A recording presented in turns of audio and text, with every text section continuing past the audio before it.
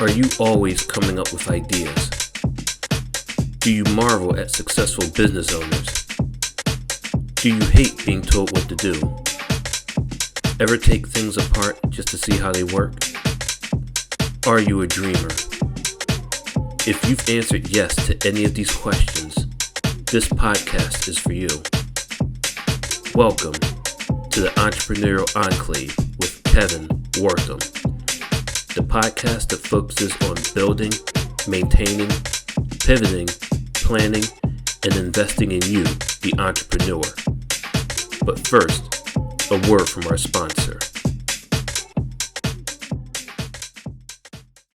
Pro Tapes and Specialties is the world leader in tape manufacturing and specialty conversion with over 40 years of experience. In addition to our pro brand of high-quality specialty adhesive tapes, we provide contract converting services that help improve your profitability, streamline your supply chain, and reduce inventory cost. We offer the most complete range of converting capabilities in the industry, such as cloth tape, double-coated tape, specialty tape, paper tape, masking tape, vinyl tape, carton sealing tape, adhesive transfer tape, duct tape, foam tape, electrical tape, filament tape, foil tape, reflective tape. And the tape just keeps on rolling. Visit us online today at www.protapes.com or call us at 800-345-0234. Pro Tapes, it's just how we roll. Welcome to another fantastic episode of the Entrepreneurial Enclave, Life's Coming Attraction. I am your host, Kevin Wortham. Listen, so this young lady that I'm going to bring to the platform, she is doing something I think is fantastic, right? And maybe healthy for you and for the earth. Terri, welcome to the platform. How are you? I'm great, Kevin. How are you? I am good, thank you. So as we were prepping, you said it was good to hear my voice, and I said, thank God it's good to hear yours. And we started to reminisce. It's been about 30 years since I've heard your voice. Yes, it has. Yes, it has. So that tells you something about our history. So I think our history began at Notre Dame High School, correct? Yes, sir. Wow. Yes, it did. Wow, my God. So, yes. So in that time, since we left Notre Dame, what have you done for yourself? What have you done with yourself? Wow. Well, I went to Fairleigh Dickinson University as a dental hygiene major. Yes. In Teaneck, New Jersey. Yes. And I practiced dental hygiene for a long time. Okay. And then I became an adoptive parent in 2006. Awesome. And I also transitioned into becoming a teacher. Okay. So I got bored with dental hygiene. I took my bachelor's degree, flipped it, and used my science background to be a biology teacher and special ed teacher. In the Trenton school system? Yes. Wow. In the Trenton school system at Trenton Central High School. And you're still there now? Still there now. Yep. Whoa, that's all right. Almost 20 years, Kevin. Almost. Wow.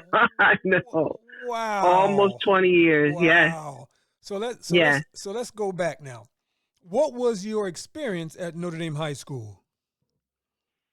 Academic. Am I opening up a can of worms? No, not at all. Okay. I appreciated my education academically at Notre Dame. I feel like I got a good academic background. I think it helped springboard me to being successful in college. Yes. But culturally, I was deficient. Okay. Like I was culturally, personality-wise. Come on, Kev. You know, there was a handful of us there. Well, I'm a little different. I was in a different boat. But you were an athlete. Yeah, so I got a little bit more than you did, but looking back at it, right? We did not have a good sense of who we were, right? No. And I think we could have had more of that, right? Yes. And yes. I think that if I had to look back at it, or as we're looking back over it, I think at that time we were better suited to have a cultural awareness than we are now, because the numbers were greater then than they are now. Yes. So I could see that. So I think I could see that. I think that culturally, we felt good. It felt like we weren't really missing anything, because a lot of us, there were a lot of African Americans at that school at that time. True. And I think we were still connected with the community, so we would still come home, and we would still do things, with folks from Trenton High and from the other schools. So I don't think culturally we were really missing much. I think that now. Well, for me, I felt like I blossomed more when I went to college. Okay. And I think, because I can't remember. I know it's been a while, but I graduated in '84. Yes. So in '84, it was really, and there were some people that came before me, right? In terms of African American students, I think we weren't confident enough to assemble. Like, kids now have, Black student unions, and they have gospel choirs. We just had to sort of get in where we fit in. Yes. And so for me, I just felt like I blossomed so much more culturally when I got to college. I'm close to New York, and that was it. Hip hop was just coming about, and it was just a good time. It was a good era. So I think for me, I love Notre Dame, but I think I was just culturally deficient. I think I think we all were, to some degree. But again, different than where we are now, right? Right. I can agree. And I think and it was so funny. So I guess what I'm trying to say, I'm what comes to my mind to kind of bring this full circle was my grandmother, when we lived on Spring Street. She would say to my mother, and my mother would say, "We are poor," and my mother and my grandma would say, "You didn't know that?"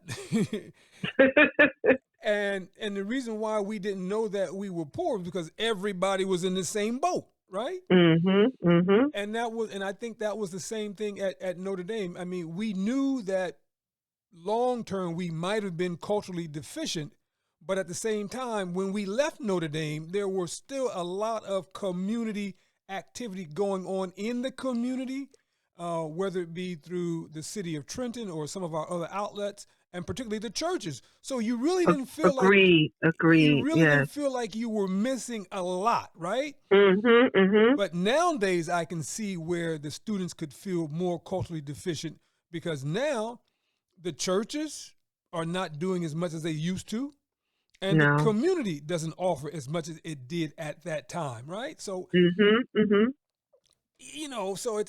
so yes, there was culturally deficiency, but we didn't know it because we were all feeding off of each other, and we still felt that, right?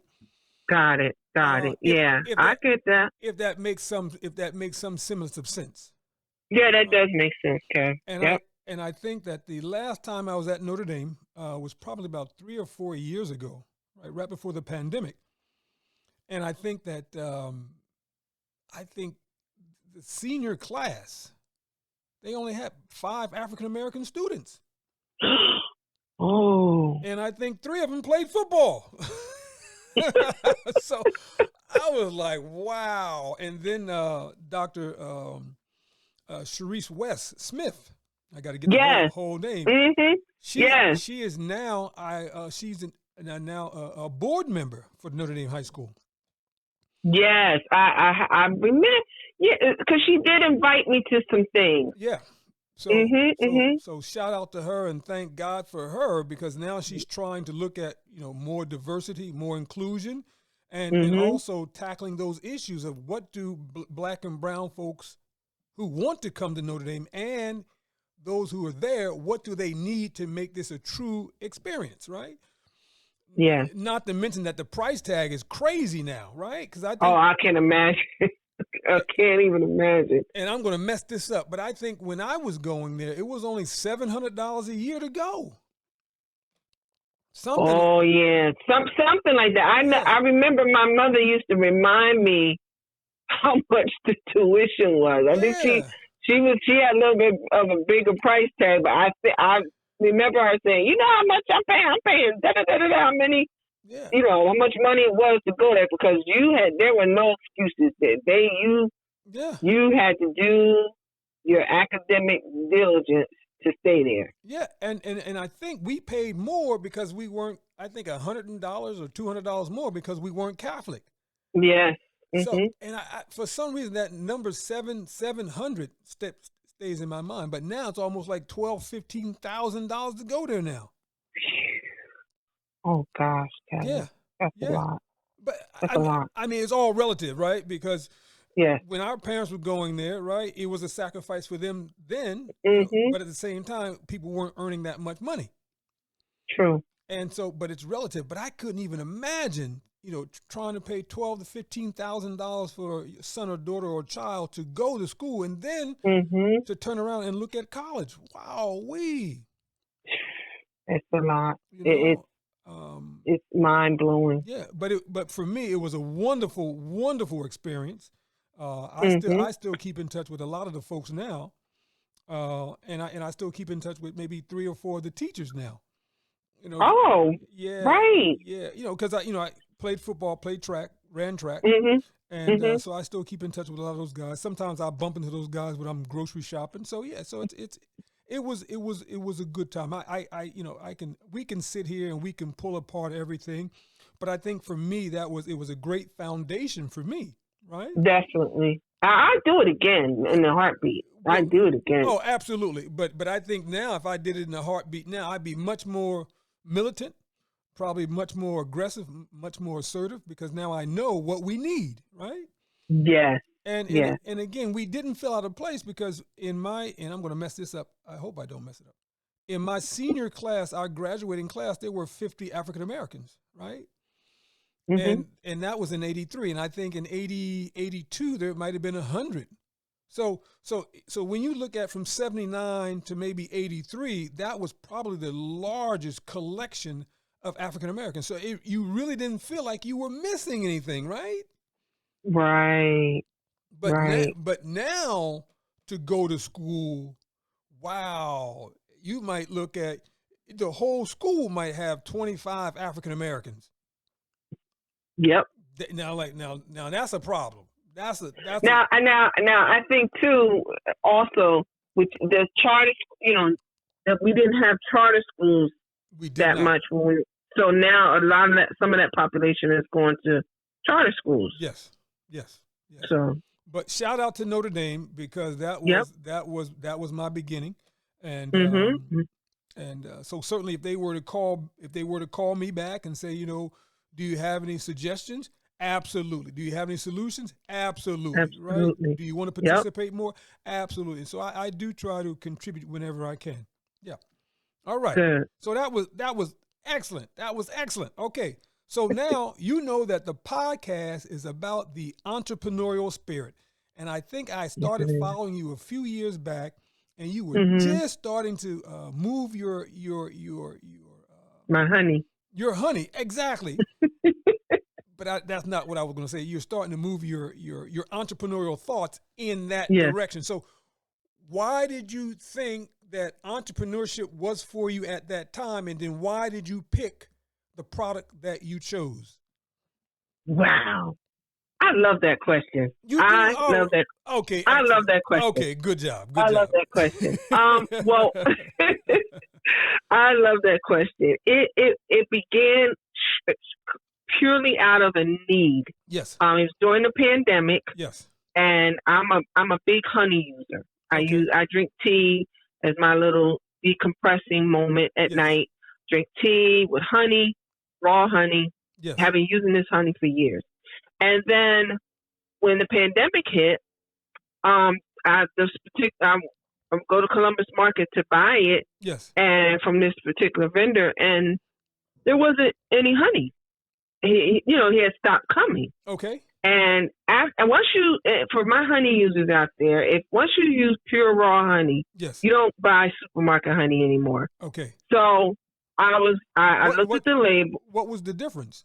What is the difference? So the difference is the pure raw honey it's not pasteurized, meaning that it's not heated up to make it last long on the shelf. Yes. And it retains all its antibacterial properties, antioxidants, all those good things that keep us healthy. Yes. And also it's local. The Got you. supermarket honey, I always tell people, you don't know where those bees are from. They're from Argentina. So Terry, you are discriminating against the bees? Listen, you don't know where those bees are from. You have no clue. You don't know what they do at nighttime. Okay, you don't know what they do at night. You follow them home. You don't know where those bees are from. So, and you'll see it on the label. They'll say this honey is made from honey from Argentina, yes, some from China. So, I mean, by the time it gets to you, it's lost all the good things that honey does. Got you. So that's the difference. Got you. So, rather than go for a health food store, I said, well, I'm going to go to get this honey. I got to find this farm. I got to find this bee farm. And so I went to the bee farm, and I bought the honey from me, yes, what I wanted. And I said, you know what? If I want good honey, I'm sure there's going to be other people out there that want good honey too. Yes. And they're having a hard time trying to find honey. Yes. So, I turned to my fiance at the time, because I'm getting married soon, and I said, "Well, congratulations!" Yes. Thank you. Yes. Thank you. And I said, "Well, babe, I think before I could even get it out fully, he's like, yes." I'm like, because I was like, do you think we can turn this into a business? Yes. Or I could turn this into a business? And he said, yes. Okay. We'll come down here, we'll get it, we'll buy it in bulk. And Kevin, I invested $100. I said, okay, wow, we'll try this out. It was $100. I was like, this is all I could do. Yes. And it's just blossomed from there. And I gotta emphasize this. This was not on my radar. Like, some people say, oh, I always wanted to be in business for myself, but it was not on my radar at all. Yes. Was not.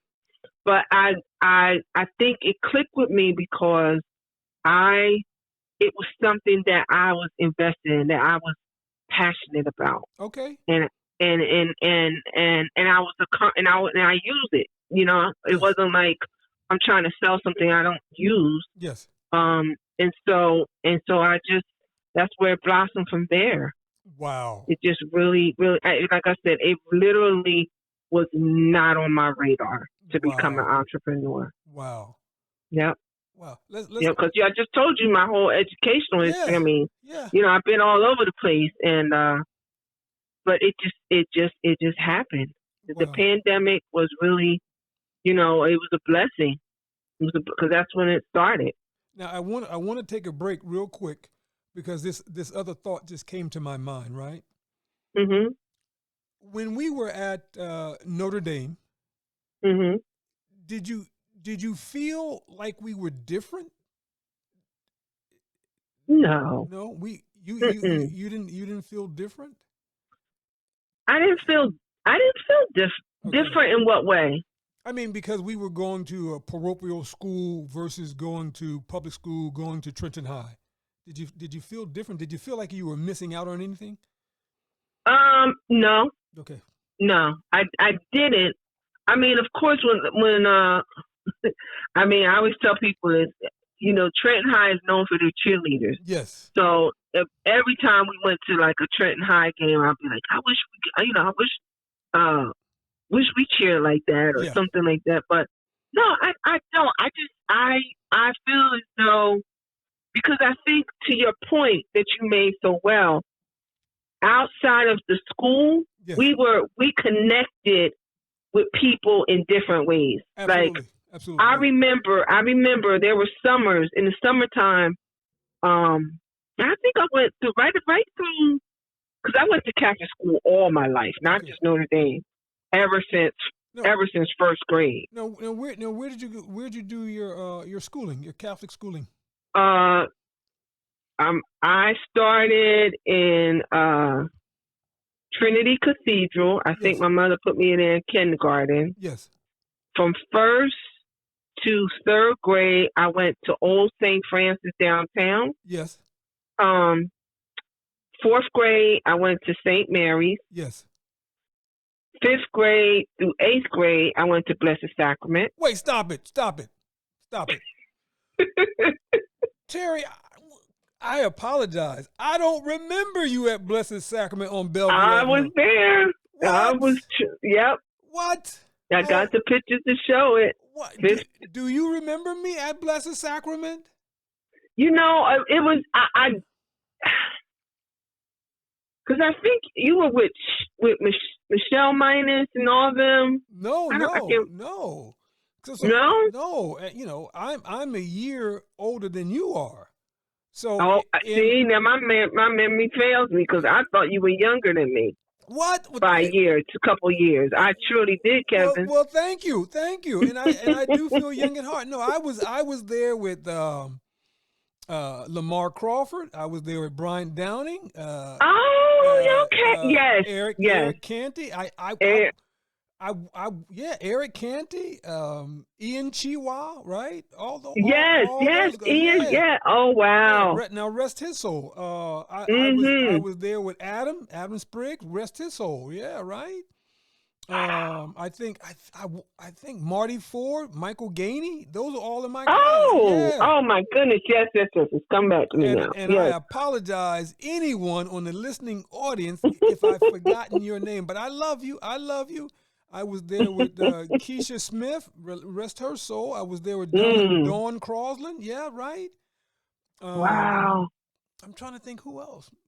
There's so many, right? But I don't remember you. But I apologize. Please forgive me. No, don't apologize, because I can't remember. No, I can't remember.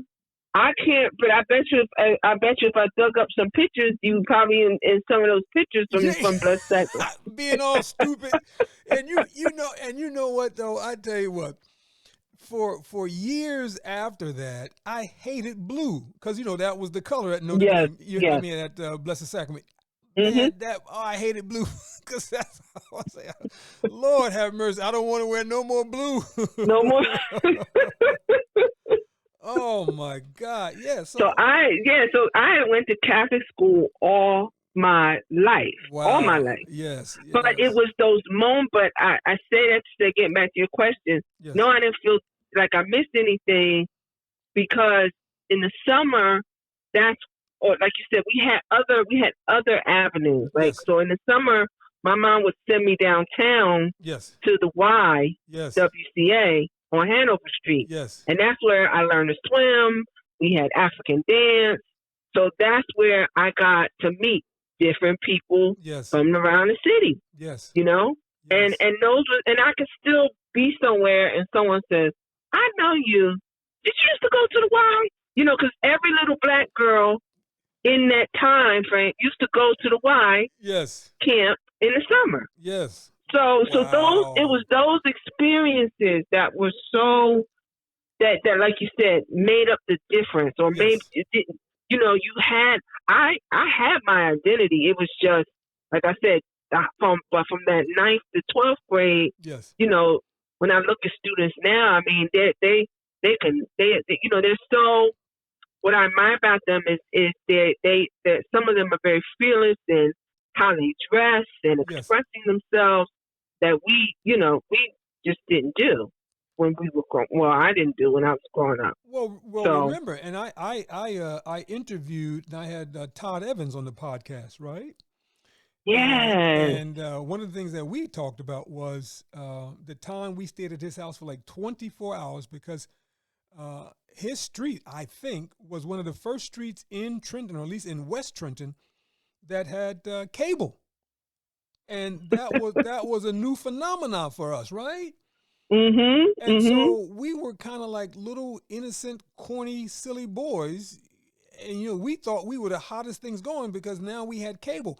But the kids that are born now, they've got so much access to another world. And I think that's why the kids are sometimes better off or worse off than we were because they've got access to too much. Too much, yes. Yeah. And if you don't know how to process that, that can really be destructive for you, right? Yes, it can. Yes, it can. So Yes, it can. I digress for a second, but wow, so it's almost 35 years that we've known each other. Mhm. Mhm. Wow, yeah. Oh my Yeah. God, I love. Yeah, I enjoyed my time at Notre Dame, right? I enjoyed Mhm. it. Okay, Mhm. okay, cool. Yep. So now when you and Honey decided to start this business, did you guys put together a business plan? Well, so yes, we put together a business. Well, when we started, no, I'm gonna tell you, no, we didn't. We Okay. did not put a business plan. It was after our first year. Yes. It was after our first year when it really, really started to take off. Yes. That we were like, okay, this can really be something. Yes. So, he does some business consulting because he had his own trucking business at one point. So Okay. we we made a business plan. Yes. And we just, I would say let's see, we started in 2020, so it's 2020. We're going to our third year. Yes. So every year we work on trying to, perfect the business, whether it be, looking at the website and figuring out, okay, what do we need? What business how can we drive business to the website? Yes. Or what products are we going to do? Or it's always something that we're doing over. But the ideas, he always reflects it to me because he's like, you're the face of the business. You are Terri the Honey Lady. This is your business. Yes. So, I try to learn myself because, the business started with my thought. So I have to keep, thinking of, and my business is while I do have some male consumers, my business is very female oriented. So, Gotcha. women, they look at packaging, they look at colors, they look at how does it feel in their hand, or how does it taste, or what options. So I try to think of it from the perspective of the woman consumer. What does she like? Got you. Yeah. Now, how come men don't use honey? Men, I have some, but I think men tend to use it for. I find a lot of men there are more men that are coffee drinkers than there are tea drinkers. Okay. So most of my honey users are tea drinkers. Okay. Or they could be liquor drinkers now because now they got honey infused bourbon. Do you know? Right. And someone approached me literally last week. I was at work. And a young man approached me about he wanted honey in bulk because he's going to be doing honey wine. Wow. Some kind of honey wine or something. Yes. And he's been buying it at Costco. What? And he said, yep, he's been buying it at Costco. And someone said to him, go see Terri. Go see Miss Harper. Wow. Someone said to him at work, yes, go see Miss Harper. You need to go talk to her. She can get, because with me going to the bee farm, I have another person who makes the sea moss, and she wanted, sea moss. She uses honey when she makes her sea moss. Yes. So she was like, can you get me a 60-pound pail of, and so I doing it. So now I'm doing it for people who say, hey, can you get me it in bulk? Yes. And I try, so I'm going into that market now. So when you say bulk, and I apologize for cutting you off. When you say bulk, sure. what sizes constitute bulk? So I'll put it to you. So you know, like those big orange buckets you get from those big orange buckets that you see at Home Depot. Yes. That's in bulk. Wait, hold up. You mean wait. there are honeybees that can produce that much honey? Yes. Wow. When you go because remember I said I go to a bee farm. Yes. So they're doing their bee farms produce honey. A dedicated bee farm produces honey literally just about all year round. But how many bees does that take? Good question. Good question. That question, I see that I can't answer because I honestly don't know the answer to that question. But they have such bee farms have such large hives. Yes. That you're talking. They have such large hives that they can make large amounts of honey, extract the honey, make some more, extract the honey. I mean, right now is a good season. Right, they're going to produce even more because it's the spring. So yes. From spring right into the fall is prime honey, prime honey making season. I'm going to ask the stupidest question. Now, when you select your honey, does it come from a particular bee? Does it come from a particular hive? So, okay, so go back into your science lesson now. Don't do so that. Don't do that. Go back to your biology class. Yes. So you know how bees pollinate? They go from the flower to flower, whatever. Yes. So bees pollinate and they go from flower to flower. So the bees make honey from blueberry bush, cranberry bush, wildflowers. Yes. They go to all. So each bee, depending on what bush they're pollinating, goes back to the hive and makes the honey from wherever they got it from. Yes. So that's I hope that answers some of your question. They go to, so if I'm a bee farmer, then I have a certain area of my farm that is just dedicated to making blueberry honey. Yes. Or a certain part is just dedicated to the wildflowers. Yes. Yeah. And so when you go there, you say, Joe, I want the bees from the blueberry hive. Yeah. I don't take the bees. I just say I need, because I have 6 different kinds of honey. Yes. So if I say to him, okay, Joe, I want a 60-pound pail of orange blossom honey, yes, he goes get it. Or he'll say, it's not, because I usually call in advance. Yes. So if I need a particular type, I call in advance because, we can't host that old commercial, and I'm really dating myself. You can't fool Mother Nature. Yes. Like you can't rush Mother Nature either. Yes. So he may say, hey, you may have to wait 2 weeks for a 60-pound pail of orange blossom, because you have to wait for Mother Nature. Yes. So that's how it works. Wow. You can go, you can go there and most bee, I mean, there's tons of bee farms. Any bee farm you go to, you can go, like if you want lavender honey, lavender honey is where the lavender flower is infused in the honey. I mean, yes, honey is a big business right now. So, there's all kinds. There's spicy honey, garlic honey. There's CBD honey. It's all kinds of honey. Wait. There's CBD honey. Wait. There is CBD honey, Kevin. Oh my. CBD honey. So wait. So these bees are going to the hemp plant? No, it's infused. Oh, because I was saying I would love to see one of them bees.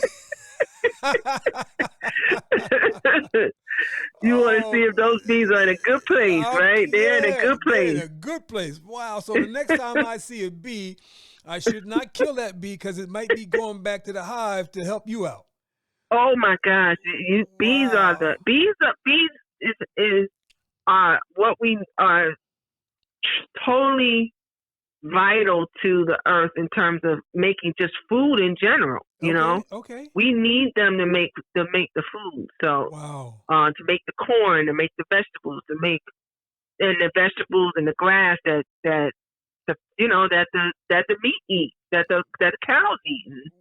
So they are crucial. Yeah, they are crucial. I did not know that. I must have been asleep that day. Wow, that's crazy. Bees are, yeah. And so so your honey comes just from the state of New Jersey? Yes.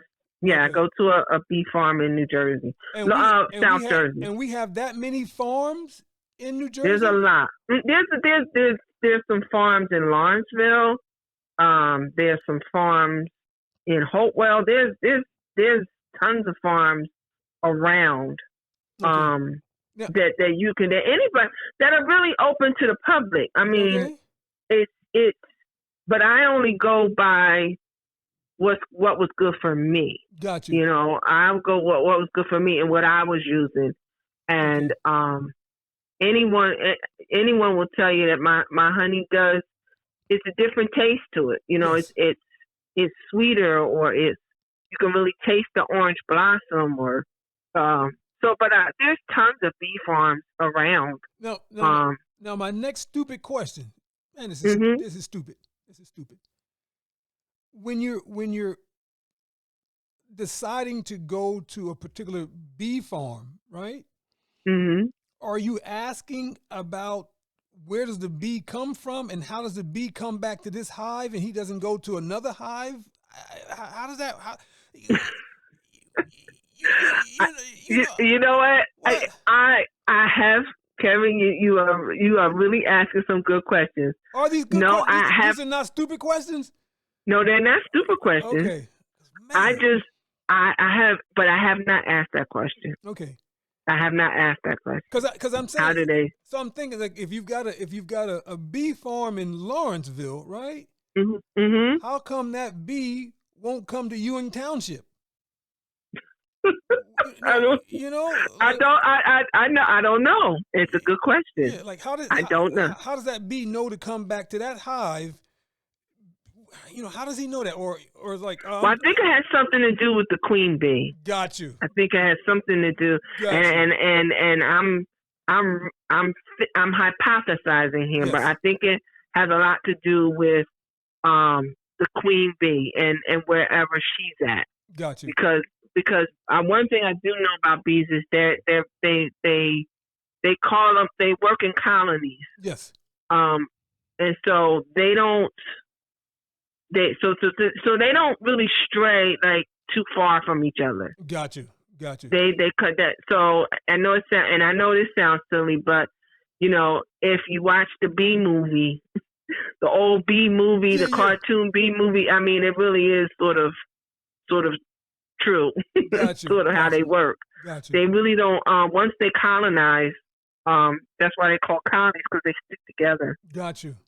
Mm-hmm. And then so. And now I'm moving. I'm fast forwarding. I'm moving in. I'm looking at your business plan. Have you and your husband, your fiance, ever thought about getting your own queen bee? Oh my gosh, that is the topic now. Okay, that is the topic. Because we've learned so much. Yes. I mean, there are farmers that we've learned that there are farmers that rent their farm out. Yes. You know, rent out farmland. Yes. If you want to start a beehive. Yes. He's talked about putting a hive in the backyard. Yes. I'm just like, slow down, slow down. But we definitely, that is something that we have talked about a lot lately. Wow. Because that is probably when we do vending shows. Yes. Probably the number one thing people ask us is, "Do you have your own hives? Yes. Do you have your own bees?" And we say no, but it's definitely something that we are looking at. Okay, that would be interesting. So now, when you go to the farm to pick up your bulk honey, is there protective clothing that you need to wear? No, Okay. they have it all. They have it all packaged up. It's a regular. It's a wholesaler, for lack of a better word, Yes. right? Yes. So it's all packaged for you. I don't have to come home and pour the honey Okay. or anything because when you get into doing those kinds of things, then you have to look at, your liability, Yes. right? Do you have a commercial kitchen? Do you Yes. have, health standards in place? Yes. And my honey is already jarred. The honey I get from them is already jarred, Okay. sealed, ready to go. So they are the wholesaler. Okay. And So and so they just package the honey. You tell them what you want. It comes in all different. I have 3 different sizes. yes. It's all ready to go. So it's already bottled and labeled for you. Yep. Wow. Not labeled No, because no, I have my own label. Got you. But bottled, already bottled, already poured. In the particular sizes that you want. Yes. Yes. Oh, okay. Because I was just imagining that you've got to put on protective gear. You've got to, No, Okay. no. That would be more so to your point when you asked, were we thinking about getting a phone? Were we thinking about doing it ourselves? Yes. And him and I joked because I said he's gonna be the one trying to get this honey from the bees. Yeah. Not me. Yeah. Not me, because I mean he watches the YouTube videos like it's been a thing, but I'm like, okay, just let's just take our time. But yeah, we definitely thought about it, definitely, and I think it's definitely on our business plan right now. Got you. And so now, so you bring the honey home, and what is your distribution method? People call you. You sell in front of your house. You go to the farmer's market. How do you distribute your honey now? Well, now I have a good base of customers. Yes. So primarily it's through the website. Okay. TerriTheHoneyLady.com. Yes. And when I can, I do vending shows. Okay. I stopped vending. I was very busy around the holidays and right through March. Okay. I was doing a lot. I was doing about 1 to 2 vending events a month. Now do honey bees or do bees produce honey in the winter? So the farm. So the short answer is no. Okay. So most farms will make enough honey. Yes. To get them through the winter months. Yes. And so they either ship, like my farm ships their bees to Florida. They go on vacation. Wait, hold up. Yep. So wait. Wait, hold up. So the bee or the bees go on vacation. They're put on a truck and they go down to Florida. Yep, and they come back. And so now while they're in Florida, are they just chilling or they're producing honey in Florida? So there's some bee farms have 2 locations, right? Yes. So they can make honey in the spring. Yes. Or so they can make honey in the winter. Yes. So yeah, they're making. Well, I can't say particularly if they're making honey for the New Jersey location because New Jersey, like I just told you, the key to honey is to keep it local. Yes. So, but I know that they make honey in their Florida location because they make different types of honey down there, like palmetto, like the saw palmetto flower, which is very popular in Florida. They make that kind of honey down there. They don't make that honey in New Jersey. Now, would you consider carrying that brand or that type of honey up here? You know what? They don't even bring it back up here. Okay. They don't even bring it back up here. I want to keep my honey as local as possible. Okay. Because local honey is best for allergies. Yes. So I always tell people, the key to using honey to help for your allergies is it has to be local. So, I asked them, could I have it? But they said they only produce it for their Florida location. So that New Jersey bee could be producing for both locations. Could be. That's crazy. This is exciting though. That's crazy. Wow. Man, this is all right, Terri. This is all right. I'm getting a kick out of you getting excited. Because I only see bees during the cookout time where they're being and they're being annoying. Yeah, being disruptive. Like, man, if I don't, I'm gonna kill you. So I'll have to go easy on the bees this summer now. Knowing you have to go easy on the bees. Because this bee might be going to Ewing or to Lawrenceville to work on your honey. We don't want to disrupt. Oh, that's so funny. That's so funny. Wow, that's all right. That's all right. Wait, okay. All right. I'm sorry, Terri. All right. That's all right. So where is do you have a physical location that you may vend where people can come see you like once a week? No, I don't. Okay. I have to say I don't. Okay. Because that's been the challenge is, like I just said, I'm an educator, right? Yes. So I'm an educator, plus I have a daughter with special needs. So I always have to try to make sure she's taken care of. Understood. And has appropriate coverage. Understood.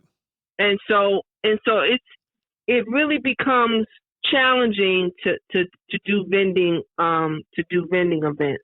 Okay. I tend to really focus on certain times of year.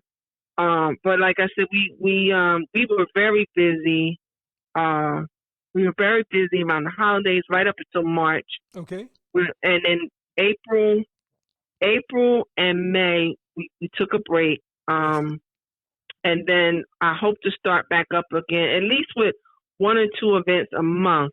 Okay. For June. But mostly what happens, like today, I got an order online, and if it's local, like if someone purchases something local for me, I'm sorry, and they live in Trenton, I deliver it to them. Like I drop it off. Okay. So that's a service that I do. If it's shipping, like I have a few that people that purchase, and I do, and I ship. I also ship, but we try to deliver anywhere within within at least 10 miles of Hamilton. I'm out of Hamilton. Gotcha. So right now there's no brick and mortar. There's no. I wish I could do a vending event once a week, but I don't. Okay. But I do have stores where my product is located in. Oh wow! Please share. It's in Morristown Mall at Curate. Let me say it correctly.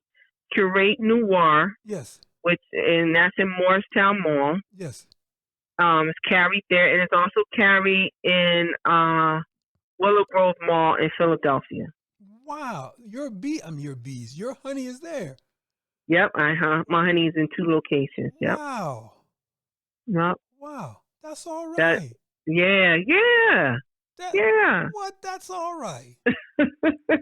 You learn something new every single day. Wow. Every day. Now let's get down to the nitty gritty. Ready? Okay. If you had to do this all over again, what would you do different? Ooh, what would I do different? That is Terri, you got some great questions. Right. You got some great questions. Great questions. Yes. I would spend time develop with if I had to do this, I would have probably put my website up first. Okay. I would have got that in place. Okay. First. Okay. Because I think it makes it makes payment and accessibility so much easier. Okay. You know, Gotcha. and you're not, you know, when you're first starting, like you're trying to figure out, okay, I got to set up a business account. I got to Yes. set up. I don't want to commingle monies and Yes. things like that. And so the website really helps with getting everything sorted for you. Yes. The problem is when you first start out, it's not always cost effective. Very true. So it's sort of in that regard. But other than that, I wouldn't change anything. I love my customers, and I'm just learning so much. Yes. And it's just exceeding my expectations. Like I think I told you in my bio, I started out like saying, "Oh, this is just a little thing I'm doing." Like I thought this was just going to be, it didn't translate into a business. Yes. Probably till after a year. Okay, because up until that point, you were considering a hobby. There you go. You Gotcha. took the words right. Mm-hmm. Gotcha. Yeah. And so what has been some of the challenges though? The challenges is like you said. You just asked me. Mm-hmm. I wish I could have more time to vend. Okay. That's been a challenge. Because ultimately, people want you got to get your name out there. Yes. And that's been the challenge. Okay. The challenge has been slow periods, Okay. right? Okay. So I would say I would say around late March into April, we noticed a decline. Okay. In sales. Okay. We noticed a decline, like where those markets where I told you my product is. Yes. I mean, overall, in talking to vendors, March, April, people are shopped out. Okay. They're not shopping. Got you. So the slow periods is like, okay, so what can we do? Right? Rather than just ride the wave, what can we do? And yes. we started to look at, okay, how about buy one, get one half off kind of thing. Yes. Or if you buy a 34 ounce, whatever it is, if you buy something, you get, 10% off your next order. Yes. Things that more incentives, because you just don't want to look at, say, well, how can we, these dry periods, what do we do? Yes. Now, have you thought about putting together a sales force, a sales team? No, we haven't thought about that. No, that's one thing we haven't thought about. I'm just thinking. And would you be opposed if someone from California or someone from Florida wanted your honey? No, not at all. Okay. Mm-mm. I'm just thinking out of the box with you, right? Right. Yeah. Right. Yeah, but what would that look like, though, Kevin? When you say sales force, what do you mean? One or two people that would, try to get your honey into the restaurants, right? Mm-hmm. Or local grocery stores. Mm. And all you need is like maybe 5 or 6 or maybe a dozen just to get you started. Marazzo's, ShopRite, the local stores, Yeah. I think we've been trying to, like, I think where my product fits best is places like places that have like holistic kind of things, like a Arlie's Blends, like she has that downtown. Yeah. People drinking tea and drinking and having different kind of juices and things like that. Yeah. Something along that line. Or maybe partner up with her and they could do a special blend, it's the Terri the Honey Lady blend, something like that. Yes. with carrots and honey. Carrots, honey, and cucumbers. Or ginger, right? Yes. Right. Ginger. Yeah, or have a local restaurant do a few dishes with your honey. Mm. You know, like a honey baked salmon. I don't know. Yeah. Right. Yeah. Right. Because Yeah. I make a good salmon. I make a good salmon. Mm. I'm a shout out and tease Miss Robinson, Gail Robinson. Right. I made some salmon for her. Oh God, about 10 years ago. Right. And and every now and then, at least once a year, she said, "Yo, I need that sample. I need that recipe." So I would, I could probably come back around and do some salmon, with using your honey, Right. top secret, and see what happens, right? Yeah. And it's funny you say that because I have two chefs at my church that Yes. they said, "Oh, we've used your honey in our We want to give a shout honey out. glaze."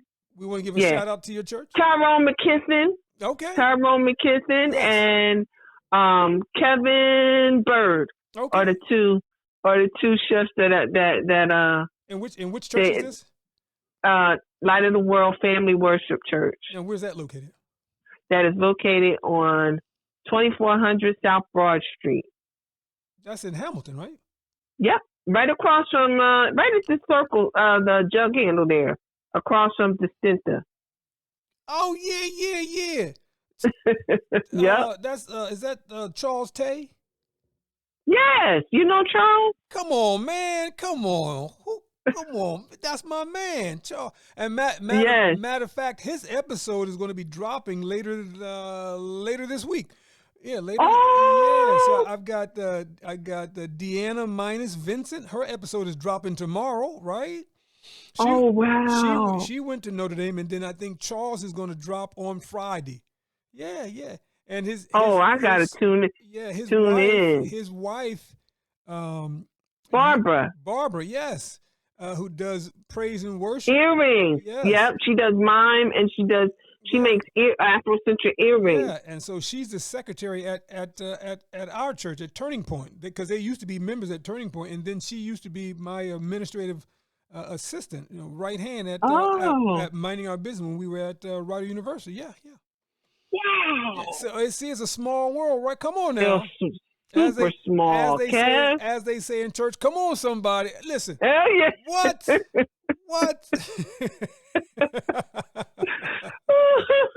Yeah. Shout out to Charles and Barbara. That's right. Yes. Right. Yeah. So yes. tell Charles he's got to buy a whole case. Charles, you got to buy a whole case of this honey now. Oh, listen, they're good. They're good customers. Okay. Trust me, they're good customers. All right. Yep. Yep. But yeah, so I'm just thinking, putting together a sales team, using some of that, some of that marketing muscle, and just really getting the word out there, right? And then, another one that might be interesting, another concept would be network marketing, right? Network marketing, because matter of fact, in full disclosure, right? I've got an interview coming up. Because I belong to, it's called, you know what? I forgot the name of the business. It's called Cannabis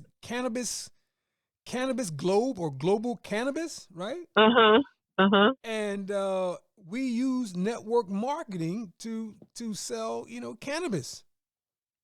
Wow. Right?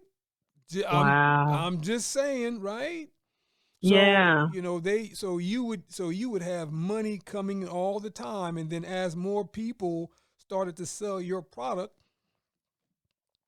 on your upline or your downline, they're getting pennies or dollars per jar, and it just goes all the way up the chain. Wow. Just a thought. Yeah. And listen, if that works, listen, I want my percentage. You heard it first. We devised that idea first on this podcast, yes, sir. Right? Come on now. Yes, on this podcast. Network marketing and sell first. Absolutely, right? But no. I am so excited for you. And this is what we talk about on the platform. taking someone's passionate hobby and turning it into a business, right? Yes. Yeah. Yes. Now, question. What is the funniest thing that you've done wrong in the business? The funniest thing that I've done wrong in the business. I can't think of any particular incident, but I will say I had, because I said I'm always thinking of ideas. So this I think it was my first year in, and I said, okay, I'm going to do Valentine gift baskets. Yes. Okay, I'm going to do Valentine gift baskets. Yes. And I ordered all these paper containers. Yes. That I tried to sort of visualize online what they should be. I should have just ordered a sample, but no, I ordered 20 of them. Yes. Because I knew I was going to do them, and by the time they came, they didn't fit what I wanted. Got you. And I just wasted. I don't know if it's funny or what, but I just didn't use them. I was Got you. Okay. I had all these grand ideas of what I was going to do, but I couldn't get them prepared the way I wanted to before the vending show. So I didn't even use them. Gotcha. I didn't even use them. I'm being a bad boy right now. So as you were telling me, my mind was just thinking not even PG thoughts, just X-rated thoughts of the honey. What? You know what? You know how people do paint and sip, right? Oh yeah. You could do like a honey and sip, right? It'd be like a late night honey hour. I don't know. Late night honey. I like that. What? I do like that. And honestly, you're not the first person that said that. Okay. How to seduce? You're not the first person. How to seduce your partner with honey? Oh my! Listen. God, oh yeah. And I think that's where I was, honestly, Kev. I think that's where I was going with it. When you I was going to make this. When you I was going with. When I bought the honey, I was going to make these from.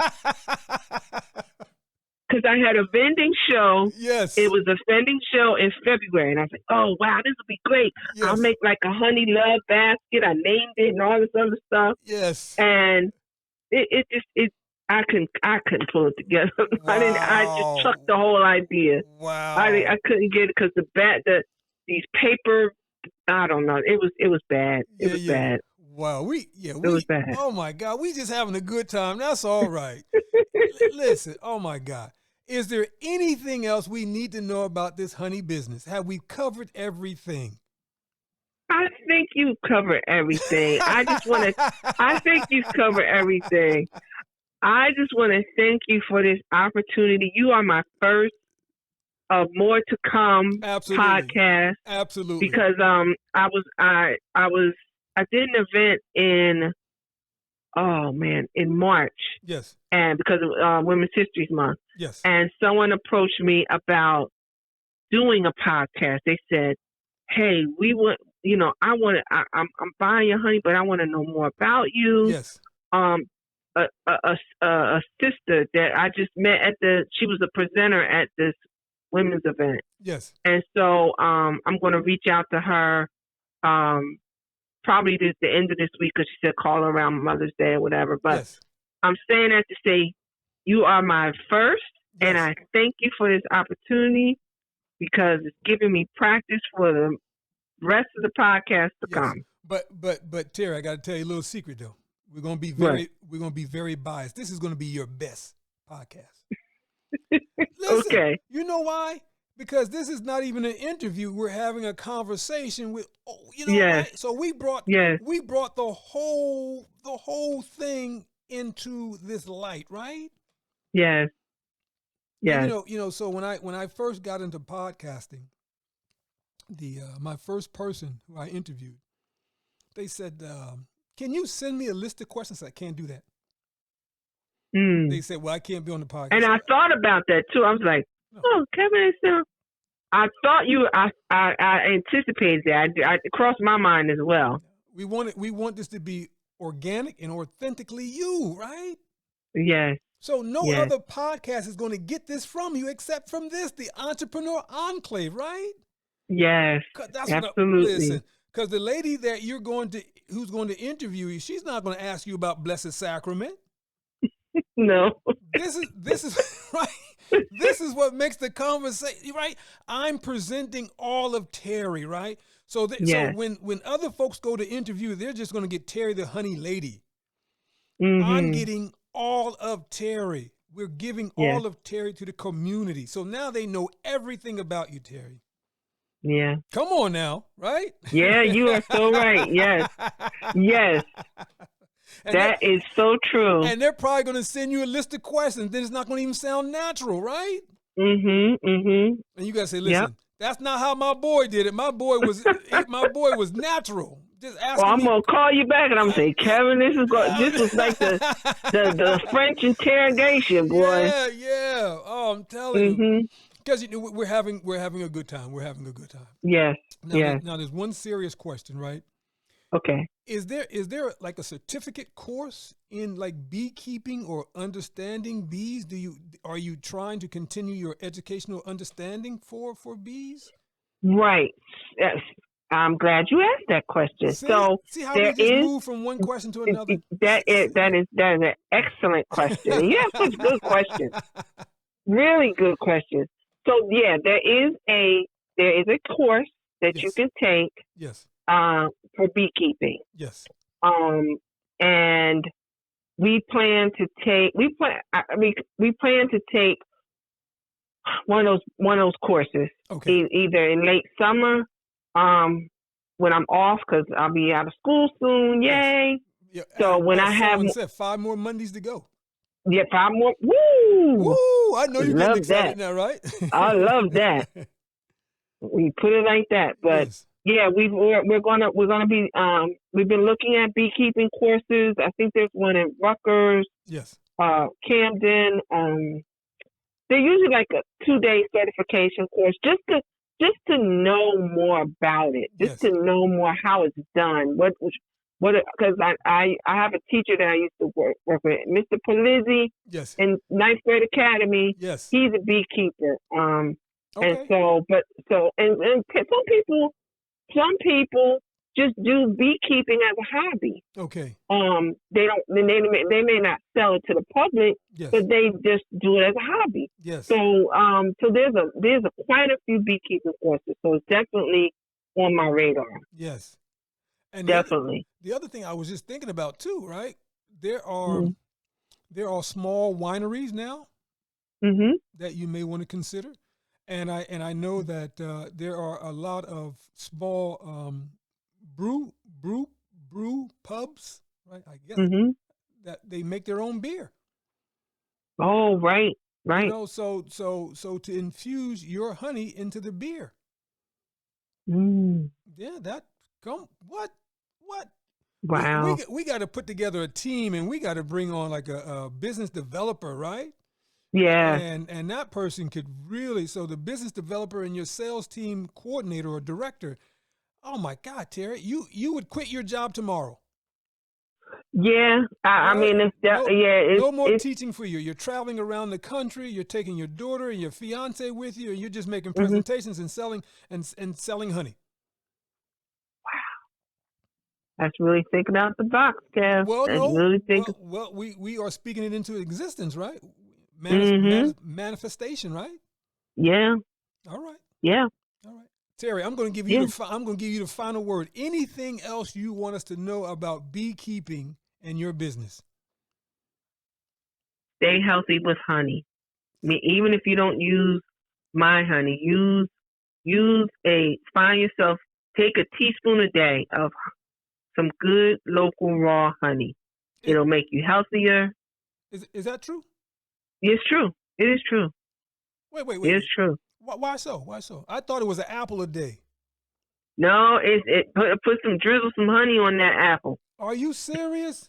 Oh yeah. You want it? I know I should say, but just Google it. Yes. The health benefits of honey are really astounding. It's an antifungal, antibacterial agent. So it helps keep your immunity up. Yes. Keep your immunity boosted. Yes. So that you don't get the colds and keep the allergies away. But you have to be consistent about it. Yes. So that's why I said a teaspoon a day. Even if you're not a tea drinker, just in some hot water. Yes. And some lemon, you'll be fine. Oh wow, Terry, I didn't know that. Wow. Yep. So that's my stay healthy with honey. That's how I do it. Yes. Definitely. Terry, this has been a pleasure. Now I was going to let you go, but I'm not. I got one more question. Okay. When I had called you to ask you to be on the podcast, did you get nervous? What were your thoughts? I was nervous. Okay. I was just how could I say? Just enamored. Just honored that somebody that I was seen as an entrepreneur. Like I said, yes, coming from that vision of I'm really an entrepreneur. Someone is noticing what I'm doing. That's what it was. You was like, I want to interview you about your business, and I just want to interview you. I don't know exactly what you said, and I was like, he wants to do what? Yes. And I was like, somebody's noticing me. Yes. It's being noticed. Yes. And so that's why I said, Kev, I'm just so grateful. Right. But I was nervous. I was super nervous, and I was anticipating those questions. I was like, okay, well, maybe I don't want to ask them for the questions because I want to be prepared. But I was like, okay, no questions. And it wouldn't have worked. We would have been done in a half an hour. Mm-hmm. But now we're going on an hour and 10 minutes of good stuff. Good stuff. Yeah. Gary. Yep. Yeah. So listen, my friend, I want to wish you, your daughter, your husband, your fiance. Well, your husband and your fiance are all the same person. I don't want people to think. So I got two people. Yeah, you got two people. They're like, wow, she's really doing it up. She's really, yeah. She's pollinating both hives. But I want to wish you nothing but success. Anything that we can do to promote your business on the podcast, please do not hesitate. Right? Okay. So I will. Let's talk and stay connected. I definitely will, Kevin. You are in my phone. Thank you so much, Terry. All right. Listen. So how can now I'm going to ask you a silly question before we end. Mm-hmm. How can we listen to the podcast? So this is going to drop in about another 2 weeks, and so once I produce a thumbnail for you, I will send that to you for your approval, and then soon after that, I'll send you a draft so that you can listen. And then usually that day, the next day, it's coming up because I drop on Wednesdays and Fridays. All right. Okay. So in about 2 weeks. But I've got Deanna tomorrow, which is Wednesday, and then I've got Charles on Friday. But I'll be posting it to the Entrepreneurial Enclave podcast page on Facebook, and then I kind of do something through social media, so you'll see the thumbnail as well. All right, and then if I wanted to listen to Deanna, I just click into it, or you just click on the link, right? And and then we'll rock from there. Perfect. Okay. Thank you so much, Kev. You are welcome. Be blessed. All right, and we'll talk to you soon. Okay, now. Thanks. All right, bye. That concludes another episode of the Entrepreneurial Enclave with Kevin Wortham, the podcast that focuses on building, maintaining, pivoting, planning, and investing in you, the entrepreneur. We hope you found this episode informative and enlightening. If you have any questions or comments about any of our episodes, please call 609-731-9311 or email kevin@minding-our-business.com. We look forward to joining us for our next one. Until next time.